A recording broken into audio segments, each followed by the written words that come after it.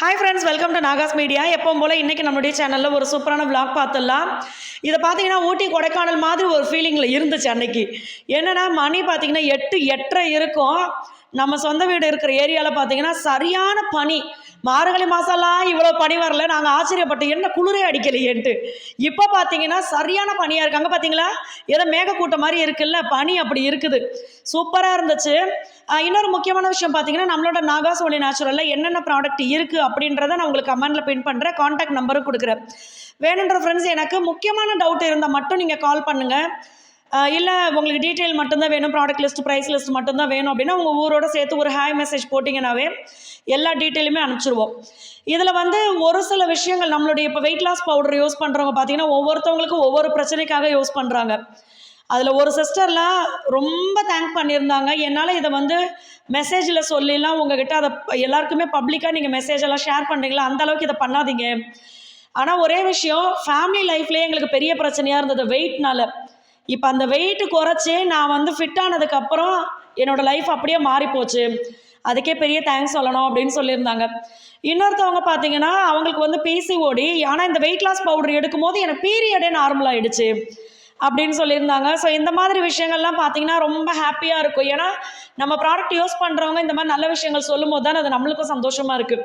So அதான் உங்ககிட்டே நான் ஷேர் பண்ணிக்கிட்டேன். அதே மாதிரி தான் கால்சியம் அண்ட் அயன் பவுடர் நிறைய பேர், அதுவும் ஸ்கூல் டீச்சர்ஸ்லாம் பார்த்தீங்கன்னா அவ்வளோ பேர் நின்று வேலை பார்க்கறதுனால எங்களுக்கு முட்டி வலி வருது, நிறைய விஷயங்கள் ப்ராப்ளம் இருக்குது, இதை சாப்பிடும் போது சரியாகுது அப்படின்னு சொல்லியிருந்தாங்க. இப்போ ரீசெண்டாக பார்த்தீங்கன்னா அந்த மெசேஜ் கூட நான் ஷேர் பண்ணியிருப்பேன். அவங்களே ஐசியூவில் தான் ஒர்க் பண்ணுறேன் அப்படின்னு சொல்லியிருந்தாங்க. அவங்களுக்கு இருக்கிற ப்ராப்ளம் இந்த சைனஸ் நினைக்கிறேன், அந்த மாதிரி ப்ராப்ளம்ஸ் எல்லாம் பார்த்தீங்கன்னா நம்மளுடைய இம்யூனிட்டி பூஸ்டர் சாப்பிட்டு அவங்களுக்கு சரியாச்சு. ஸோ இந்த மாதிரி எல்லா ப்ராடக்ட்டுமே பார்த்தீங்கன்னா ரொம்ப ரொம்ப யூஸ்ஃபுல்லான விஷயங்கள் இருக்குது. வேணுன்ற ஃப்ரெண்ட்ஸ் எனக்கு வாட்ஸ்அப் பண்ணுங்கள், எல்லா டீட்டெயிலும் கமெண்ட்டில் இருக்குது. இப்போ பார்த்தீங்கன்னா காலையில் பாஸ்தா தான் நான் பண்ணுறேன். ஆல்ரெடி பாஸ்தா பண்ணும்போது பார்த்தீங்கன்னா வெங்காயம் போட்டு பண்ணேன். அது தம்பிக்கு பிடிக்கவே இல்லை. அந்த ரீசன் நான் அப்புறம் சொல்கிறேன் உங்களுக்கு. அதனால் நான் இன்றைக்கி வெங்காயமே போடலை. சும்மா தக்காளி, இஞ்சி, பூண்டு அதை நல்லா அரைச்சிடணும் நைஸாக. பட்டர் தான் போட்டேன், நிறைய பட்டர் போட்டுக்கிட்டேன். அதில் நம்ம அரைச்ச விழுதை போட்டு நல்லா வதக்கிட்டு கரம் மசாலா உங்களுக்கு வேணும்னா நீங்கள் மிளகாத்தூள் போட்டுக்கலாம். அதுக்கும் நம்ம வீட்டில் ஆப்பு, அதனால் மிளகாத்தூள் போடல. சில்லி சாஸு, அப்புறம் பார்த்திங்கன்னா டொமேட்டோ கெச்சப்பு, சோயா சாஸ் இது மட்டும் போட்டு நல்லா மிக்ஸ் பண்ணிவிட்டு பாஸ்தாவையும் போட்டு நல்லா மிக்ஸ் பண்ணிவிட்டு, அந்த பாஸ்தா எப்படி வேக வைக்கிறதுன்னு எல்லாருக்குமே தெரியும், அதாவது நான் டீட்டெயிலாக சொல்ல. இதில் இன்னும் கொஞ்சோண்டு தண்ணியை போட்டு நல்லா மிக்ஸ் பண்ணி ஒரு 2-3 நிமிஷம் அதை வச்சுக்கோங்க. உப்பு பத்தலை, அதனால் நான் உப்பு சேர்த்துக்கிட்டேன். எடுத்தோம் அப்படின்னா செம்ம சூப்பராக இருக்கும். அதுவும் இதில் மிளகாத்தூள் இதெல்லாம் போட்டால் இன்னும் நல்லாயிருக்கும். நம்ம ஆளுங்க விட மாட்டுறாங்களே, அதனால் பிள்ளைங்களுக்கு செஞ்சதை பார்த்திங்கன்னா எடுத்து பாக்ஸில் போட்டுட்டு, இது ரொம்ப நாளாச்சு நம்ம வீட்டில் பாஸ்தாலாம் பண்ணி. அதுவும் இப்போ நம்ம நான்வெஜ்ஜும் சாப்பிட்றதில்ல, பிள்ளைங்களுடைய ஆசைக்காக ஏதாவது ஒன்று பண்ணணும்ல, அதனால தான் ஸ்நாக்ஸுக்கு பார்த்திங்கன்னா சுண்டல் வச்சுட்டேன். ஸோ அவங்களுடைய பாக்ஸ் ஹெல்த்தியாக கட்டியாச்சு. இந்த விபூதியை வச்சிங்களா இல்லை வச்ச இடத்துல தேய்ச்சிங்களாப்பா? திடீர்னு பட்டை இவ்வளோ நீளத்துக்கு நீண்டு கிடக்கு. திருச்செந்தூர் முருகனுடைய திருநீர் கீழே கண்டுபிடிச்சேன். ஓ அப்படியே கார்லேருந்து எடுத்துகிட்டு வந்தியா? அதான் நெத்திக்குள்ளே அப்ளை பண்ணிட்டேன். இது பாஸ்தா சூப்பராக இருக்குது. பட் என் அளவுக்கு இவளுக்கு பாஸ்தா டேஸ்ட்டாக செய்ய தம்பி, இவர் அளவுக்கு நாங்களும் செய்வோம். ஆனால் என்னன்னு பார்த்தீங்கன்னா அம்மாவுக்கு மட்டும்தான் தெரியும் பிள்ளைக்கு எது பிடிக்கும் எது பிடிக்காதுன்னு. இதில் ப்ரொக்காலி, அப்புறம் இது cauliflower, capsicum, red capsicum, green capsicum எல்லாமே இருக்குது. இதெல்லாம் போட்டு பண்ணோம்னா சும்மா அல்டிமேட். நான் உங்களுக்கு அந்த வெஜிடபிள்ஸ் எல்லாம் வச்சு ஒன்று செஞ்சு காட்டுறேன். நம்ம வீட்டில் ஒரு மாண்டி இருக்குல்ல, அந்த மாண்டி வெங்காயம் போட்டாலும் எடுத்து வெளில போட்டுருது. இப்போ எங்கள் காரணியா குட்டிக்கு, மகிக்கு எல்லாருக்குமே பார்த்தீங்கன்னா வெங்காயம், கொத்தமல்லி எல்லாத்தையும் போட்டு செஞ்சால் பிடிக்கும். ஆனால் இந்த சிறுவண்டு இருக்குது பாருங்க, அதுக்குள்ளே இப்படியே நோண்டி நோண்டி நோண்டி நோண்டி எடுக்கிறான் வெங்காயத்தையும் கொத்தமல்லியும். ஆனால் இது நான் ஒரு சில ஹோட்டல்ஸ்லாம் சாப்பிடுவோம், அந்த டேஸ்ட் அப்படி இருக்கு. நல்லா அது நான் செஞ்சால் அப்படி தான் தம்பி இருக்கும். எக்ஸலண்டாக அது பண்ணலாம். இன்னொன்று பார்த்தீங்கன்னா இதில் சீஸ் போடலாம், வெஜிடபிள்ஸ்லாம் ஆட் பண்ணும்போது கொஞ்சம் பன்னீர் போடலாம், அந்த மாதிரியும் பண்ணலாம். பட் நம்ம பிள்ளைக்கு பிடிக்க மாட்டேங்குதே. இவங்க எல்லாருக்கும் பிடிச்ச மாதிரினா அவன் கோச்சிக்கிட்டு போயிடுவான், சோறே எடுக்காம போயிடுவான். ஸ்கூலில் போய் வெங்காயம் கடுவெல்லாம் பொறுக்கிட்டு இருக்கான்.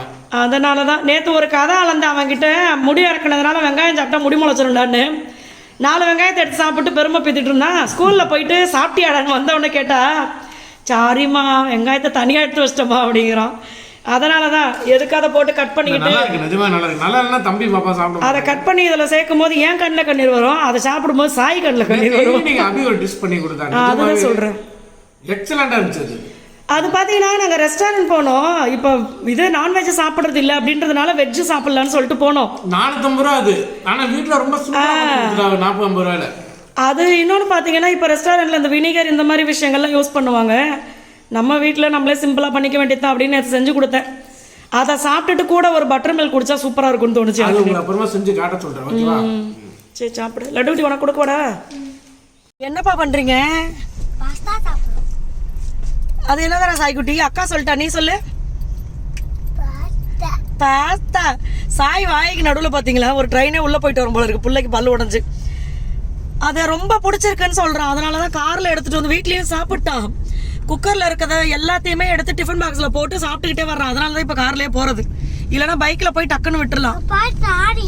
என்னது செல்லம்? இங்கே பாருங்க, ஒருத்தன் ஒளிஞ்சுக்கிட்டு இருக்கான். அவனுக்கு ஸ்கூல் கிட்ட நாங்கள் நின்றுக்கிட்டு இருக்கோம். சாப்பிட்டது போடானா பாட்டா நல்லா இருக்கு, நான் சாப்பிட்டு தான் போவேன்ட்டு ஒளிஞ்சு வச்சு சாப்பிட்டுட்டு இருக்கான். அங்கே பாருங்க, கையில் டிஃபன் பாக்ஸ். மணியாகுது சாய்க்குட்டி, வாங்க ஸ்கூல் போகலாம். வாடா, மத்தியானத்துக்கு தாண்டா வச்சிருக்கேன், வாடா. எது நோ வாடா பாவி.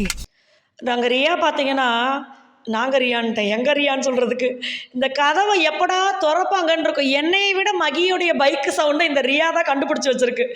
மகியை நாங்களும் அந்த பைக்கை ஓட்டின்னு வரும்போது பார்த்தீங்கன்னா எங்கேருந்து தான் வருமோ, வாமா மின்னல் இந்த மாதிரி சரக்குன்னு வரும். அங்கேருந்து வந்துட்டு எப்படியும் பைக்கை நம்ம உள்ளே எடுக்கிறதுக்கு கேட்டை பெருசாக தான் திறந்தாகணும்.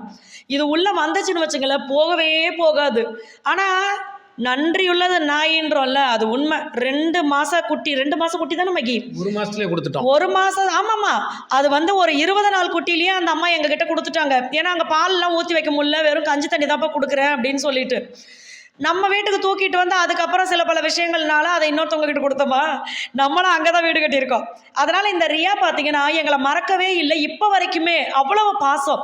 அது வந்துச்சுன்னா நம்மளுக்கு என்னென்னா தம்பி பாப்பா இருக்காங்க, இன்னொன்று நம்மளுக்கு வேலை பிஸி, நிறைய விஷயங்கள் இருக்குது. அதனால் வீட்டுக்கு நாய் வேண்டாம் அப்படின்னு சொல்லி முடிவு பண்ணியிருக்கோம்.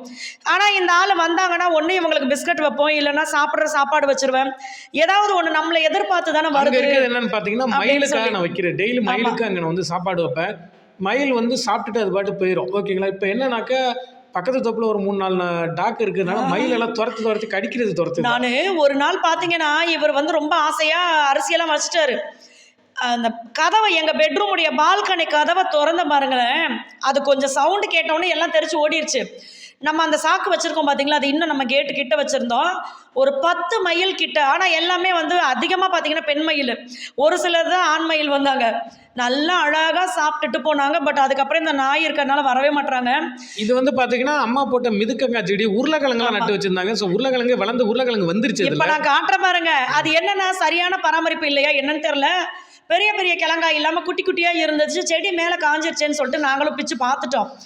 அதை பிச்சு பார்த்தா என்ன ஒரு சந்தோஷம். அடடா, அங்கே வருங்க, அவ்வளோ உருளைக்கிழங்கு. அதில் 4-5 உருளைக்கிழங்கு இருந்துச்சு. ஒன்று மட்டும் பெருசாக இருந்துச்சு, மற்றது எல்லாமே பார்த்தீங்கன்னா அந்த பாருங்க மகி எடுக்கிறாங்கல்ல, குட்டி குட்டியாக இருக்குது. இது என்ன ரீசன் அப்படின்றதும் தெரியல. இன்னொன்று இது கரெக்டாக அது உரம் வைக்கல, தண்ணி ஊற்றல, இதெல்லாம் பண்ணாமல் காஞ்சி போச்சு, அதனால முளைக்கல. இப்போ வீட்டுக்கு பின்னாடி அம்மா உருளைக்கிழங்கு நிறையா ஊனி வச்சிருக்காங்க. அது என்னன்னு பார்ப்போம். இது எப்படி வச்சோம் தெரியுங்களா? வீட்டில் உருளைக்கிழங்கு முளைச்சது இல்லை. இப்போ அம்மா எப்படி வச்சாங்கன்னா முழு உருளைக்கிழங்கு முளைச்சதையும் கொண்டு போய் அப்படியே வச்சாங்களா, அது வரலப்பான்னு சொன்னாங்க. அதுக்கப்புறம் நான் என்ன பண்ணேன்னா, ஒரு உருளைக்கிழங்குல 4 இடத்துல முளைச்சிருக்குன்னா அந்த முளைப்பு கட் ஆகாமல் ஒரு வி ஷேப்பில் ரவுண்ட் ஷேப்பில் அப்படி கட் பண்ணி எடுத்துடணும். 4 முளைச்சிருக்குன்னா 4 பக்கமும் கட் பண்ணி எடுத்துடணும். அதை கொண்டு போய் மண்ணில் வச்சு தான் இந்த மாதிரி வந்துச்சு. இன்னும் அடுத்து வந்து உருளைக்கிழங்கை எப்படி பெருசாக்குறதுன்றதை நம்ம யோசிக்கணும். எங்களுக்கு ஆனால் உண்மையாகவே பெரிய சந்தோஷம் நம்ம வீட்டில். ஏன்னா நான் செடி வைக்கணும்னு ஆசைப்பட்டேன். இப்போ நம்ம இடத்துல நம்மளுக்கு பிடிச்ச விஷயங்களை வச்சு அதுலேருந்து 1-2 விஷயங்களை எடுத்து நம்ம சாப்பிடும்போது அவ்வளோ சந்தோஷம். எங்கள் மாமியார் அவ்வளோ கீரை அறுவடை பண்ணிட்டாங்க நம்ம வீட்டில். ஆமாம், சரி அடுத்து வாங்க பார்க்கலாம். நான் பார்த்தீங்கன்னா இப்படி அழகாக ரெடி பண்ணி ஒரு ஃபங்க்ஷனுக்கு போகலான்னு கிளம்புனேன். சரி அக்கா வராங்க, வெயிட் பண்ணுவோமே ஒரு வாரமான்னு சொல்லி உக்காந்தா, இவன் உடனே இந்த கையில் பஞ்சை கொடுத்து இந்த காரத்தொடை இந்த பைக்கத்தொடைன்னு எங்கே நான் சும்மா இருந்தாலும் உண்மையாகவே சொல்கிறேன், நம்மளை கவனிக்கிறத விட இவங்க வச்சிருக்கிற காரு பைக்கை தான் அதிகமாக க்ளீன் பண்ணி பார்த்துக்கிறாங்க. நம்ம ஒரு கவலையில் இருந்து ஓரமாக உட்காந்துருந்தோன்னு வச்சுக்கோங்களேன், ஓ அமைதியாக இருக்கியான்ட்டு போயிடுவாங்க. ஆனா இந்த காருக்கு எதனா ஒரு பிரச்சனை வச்சுக்கோங்களேன், உடனே பார்க்கணும். எங்கேயெல்லாம் ஃபோன் பண்ணி இந்த பஞ்சை வந்து பிதுக்குனா இதுல ஏதோ கிரீம் மாதிரி வருமா, அதை வச்சு இதை தொடச்சா பலன்னு ஆயிருமா. சும்மா எதுக்கு உட்காந்துருக்கு, இது தொடை அப்படிங்கிறாரு. இதுக்கு பேர் என்ன மகி? சும்மா பாலிஷிங் தான். இதை வச்சு இதையும் துடைக்க கூடாதா? டிஸ்ப்ளே துடைக்க கூடாது. பாலிஷிங்னா அப்ப நம்மளும் போட்டுக்கலாம்ல, பாலிஷ் ஆயிடுவோம்ல. ஸோ இதை வந்து நான் கூட பார்த்துருக்கேன். நிறைய ஃப்ரெண்ட்ஸ் பார்த்தீங்கன்னா லீவு விட்டுட்டா போதும், ரொம்ப பொறுப்பான பிள்ளைகளா கரெக்டா அந்த வாரம் பைக்கை போட்டு தேய்ச்சி இருக்கிற ஸ்பேர் பார்ட்ஸ் எல்லாம் 1/4 இன்ச்சு கம்மியா போயிரும் போல, அந்த அளவுக்கு தேய்க்கிறது. ஆனா நம்ம ஒரு வேலை சொன்னோம்னு வச்சுக்கோங்களேன், இப்பதான் போயிட்டு வந்தேன் அப்புறமா போறேன் அப்படிம்பாங்க. ஆனா இந்த காரு பைக்கை கிளீன் பண்றதுக்கு மட்டும் அவங்களுக்கு போரே அடிக்காது. நம்ம சொன்னா மட்டும் இவங்களுக்கு உடனே போர் அடிச்சிடும், மீறி மிஞ்சி பேசினா நம்மளே அடிப்பாங்க. அந்த மாதிரி போயிட்டு இருக்கு. ஸோ நான் இந்த காரை வந்து சும்மா இருக்கிற நேரத்தில் அப்படியே பாலிஷ் போட்டு வச்சிடுறேன். நம்மளோட நாகாஸ் ஒன்லி நேச்சுரல்ல என்னென்ன ப்ராடக்ட் இருக்கு அப்படின்றதே நான் கமெண்ட்ல பின் பண்றேன். ஏன்னா நிறைய ஃப்ரெண்ட்ஸ் பாத்தீங்கன்னா ஆஃபர் முடிஞ்சதுக்கு அப்புறம் எப்போ ஆஃபர் போடுவீங்க அப்படின்னு சொல்லி கேக்குறீங்க. இதுக்கப்புறம் எப்போ ஆஃபர் அப்படின்றது நம்மளுக்கும் தெரியல. ஆனா ஆஃபர் போடும்போது நான் கண்டிப்பா எல்லாருக்குமே இன்ஃபார்ம் பண்ணுவேன். ஸோ நான் வந்து என்ஜாய் பண்ணி காரை கிளீன் பண்றேன். என்ஜாய் பண்ணாம அழுதுகிட்டே பண்ணா இவன் அடிப்பான். அதனாலதான் ஸோ எல்லா ஃப்ரெண்ட்ஸ்க்குமே தேங்க்யூ, பாய்.